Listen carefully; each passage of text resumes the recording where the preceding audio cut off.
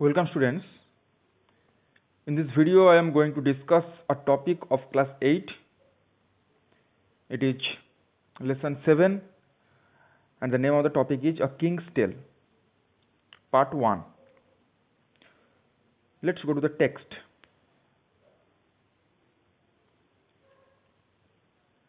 গল্পে যাওয়ার আগে আমাদের গল্পের সম্বন্ধে একটু জেনে নিতে হবে যে এটা কার সম্বন্ধে গল্প, তার সম্বন্ধে একটু দেওয়া রয়েছে এখানে, সেটা আমরা আগে একটু দেখে নেব। King Arthur was a king of the Britons several hundreds of years ago. অর্থাৎ কয়েকশো বছর আগে রাজা আর্থার নামে একজন রাজা ছিলেন। কোথাকার না, ব্রিটন। ব্রিটেনের রাজা ছিলেন আর্থার কয়েকশো বছর আগে। He was a very popular and brave king. Popular মানে জনপ্রিয়, ব্রেভ অর্থাৎ সাহসী।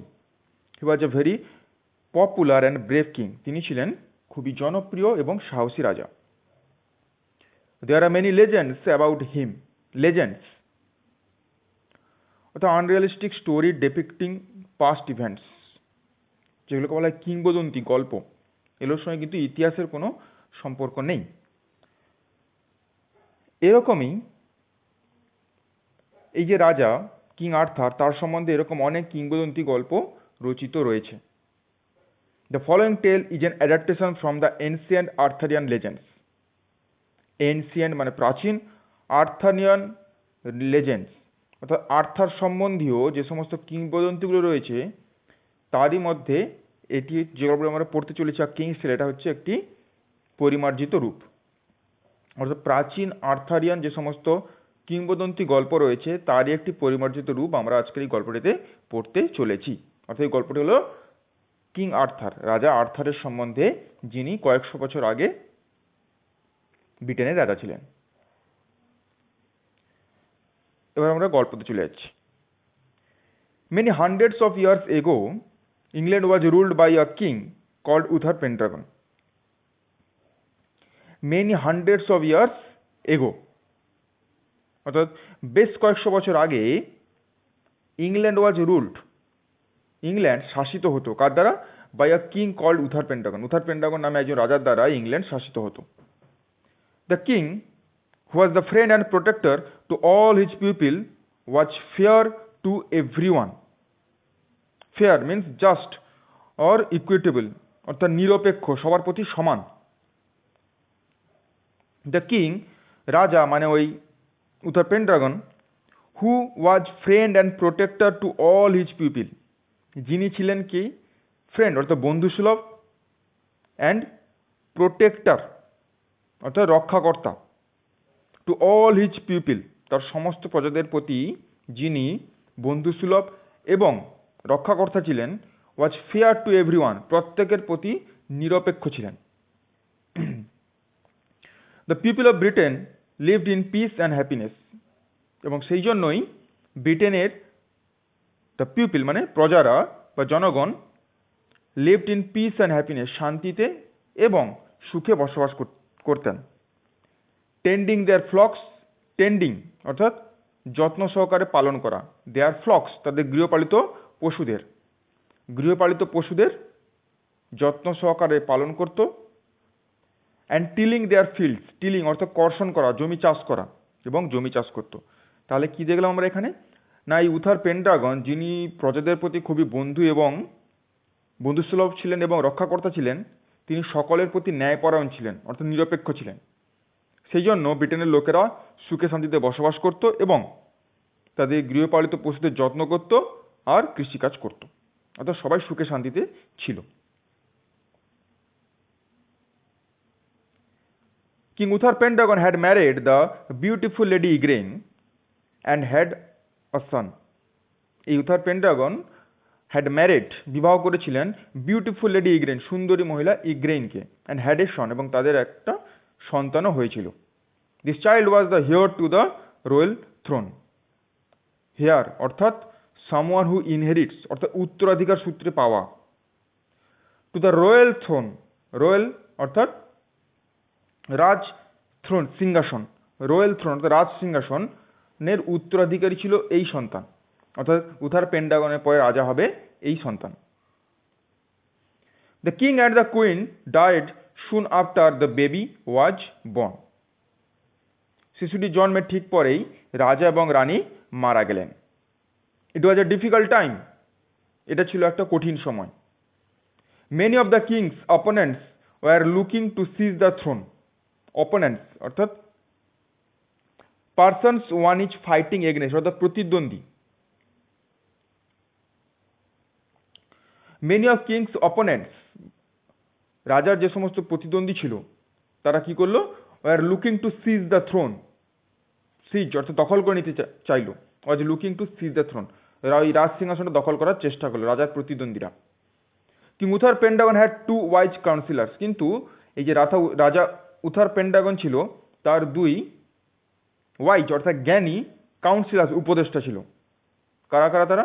Number 1 Merlin, a prophet and a magician, আর number 2 the brave knight sir Ulfius. অর্থাৎ এই যে রাজা উথার পেন্ডাগন তিনি মারা গিয়েছেন, কিন্তু তার দুইজন জ্ঞানী উপদেষ্টা ছিল।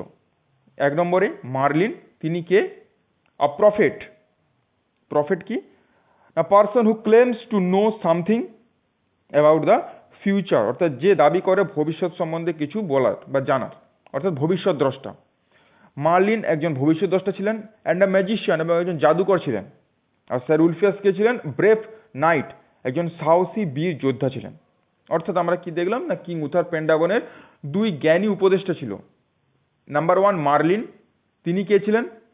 একজন ভবিষ্যৎ দ্রষ্টা এবং একজন জাদুকর। আর নাম্বার 2 স্যার উলফিয়াস, তিনি ছিলেন একজন সাহসী বীর যোদ্ধা। তারা কি করলেন না, they were greatly trusted by the royal family, রাজ পরিবার তাদেরকে খুবই বিশ্বাস করত, ভরসা করত। When the king and the queen were no more, রাজা রানীর অবর্তমানে the two councillors met Sir Hector, ওই দুই জ্ঞানী উপদেষ্টা কি করলো না, স্যার হেক্টরের সঙ্গে দেখা করলো। এই স্যার হেক্টর আবার কে? The trustworthy or loyal subject to the king on a cold and windy midnight. Loyal, loyal মানে ফেথফুল টু এ পারসন, অর্থাৎ কোনো ব্যক্তির অনুগামী। স্যার হেক্টর দ্য ট্রাস্টওয়ার্থি বিশ্বাসযোগ্য, আর লয়াল সাবজেক্ট, এখানে সাবজেক্ট মানে প্রজা, লয়াল অনুগামী, to the of the king, অর্থাৎ রাজার এক বিশ্বস্ত এবং অনুগামী প্রজা ছিল এই স্যার হেক্টর। তার সঙ্গে দেখা করলো কে না, রাজার দুই বিশ্বস্ত বা জ্ঞানী উপদেষ্টা কে? মার্লিন এবং স্যার উলফিয়াস। দেখা করলো কার সঙ্গে? স্যার হেক্টরের সঙ্গে। কখন? On a cold and windy mid night, শীতল এবং ঝোড়ো মধ্যরাতে তার সঙ্গে দেখা করলো। আর দেখা করে কি করলো? They placed in his hands a baby wrapped in a scarlet cloak. They placed in his hand a baby wrapped in a scarlet.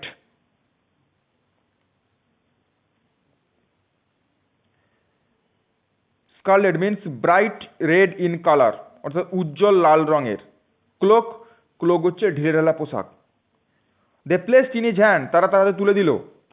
A baby, একটা শিশুকে, wrapped in a scarlet cloak, উজ্জ্বল লাল রঙের একটা ঢিলে ঢালা পোশাকে মোড়া একটা শিশুকে তার হাতে তুলে দিল। মার্লিন সেটা, তার সঙ্গে মার্লিন কি বলল? We order you and your wife, আমরা আদেশ করছি তোমাকে এবং তোমার স্ত্রীকে, টু ব্রিং আপ, ছেলেটিকে বড় করে তোলার জন্য, this child as though he were your own son, তোমার নিজের সন্তান মনে করেই এই শিশুটিকে মানুষ করে তোলো বা বড় করে তোলো, এটাই তোমার এবং তোমার স্ত্রীর প্রতি আমাদের আদেশ। অর্থাৎ তোমার নিজের সন্তানকে তুমি যেরকমভাবে মানুষ করতে, বড় করতে, এই ছেলেটিকে সেরকমভাবেই মানুষ করে বড় করে তোলো।